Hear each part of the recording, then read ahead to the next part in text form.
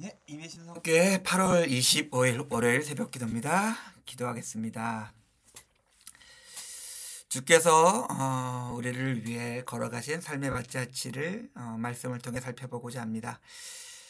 주님, 당신께서 이 땅에 오셔서 우리에게 말씀하시고 또 우리 인생을 향해서 우리 인생을 위해서 행하신 일들을 기억합니다.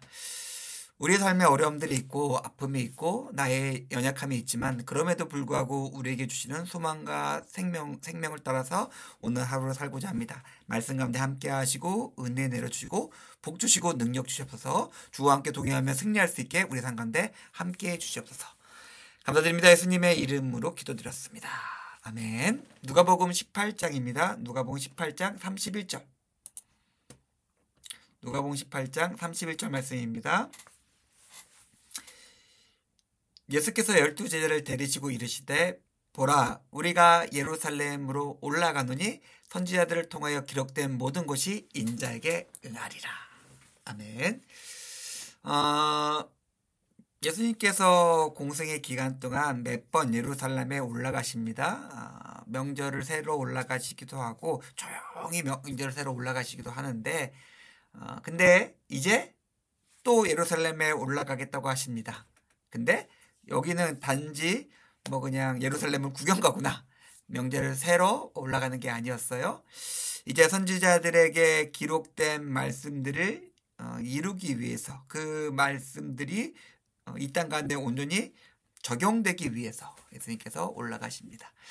당연히 선지자들을 통해서 그 메시아에 관해서 기록된 말씀을 우리가 안다면은 그 과정과 그 끝에 고난과 폭력과 죽음이 있다는 것들을 알고 있었습니다. 그런데 예수님께서는 말씀을 따라갔지 말씀을 따라가면서 나타날 다른 일들을 생각하지는 않으셨어요. 우리 삶이 우리 예수님과 비교할 수는 없겠지만은 동일합니다. 우리 삶도 동일합니다. 우리의 삶도 하나님께서 우리에게 주신 말씀이 있고 우리가 당연히 알고 있는 하나님의 백성으로서 살아가야 될 삶이 있습니다. 그런데 그 길에 꽃가루가 뿌리고 금빛으로 뭔가 깔린 뭐가 있고 그냥 풍성하고 아름다운 것들이 주렁주렁 열매 맺는 그런 일들은 없죠. 그런 일들은 없습니다. 눈에 뻔히 보이는 손해와 아픔과 곤란과 어떻게 보면은 감정이 소모되며 감정이 갈기갈기 찢어지는 그런 상황 속으로 우리는 걸어 들어가야 할 때가 많은 게 아니라 걸어 들어가는 경우가 태반입니다. 그런데 왜 우리가 그 길을 가야 될까요?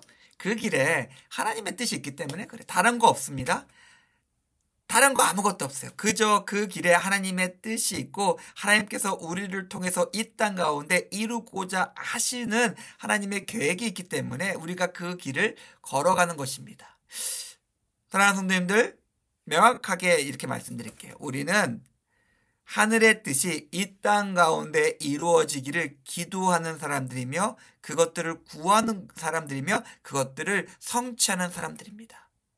하늘의 뜻이라는 것이 하나님의 온전하고 거룩하고 아름다운 것들을 이 땅에 더럽고 거칠고 죄 많은 세상 속에서 이루려는 것은 너무나 힘든 일이죠.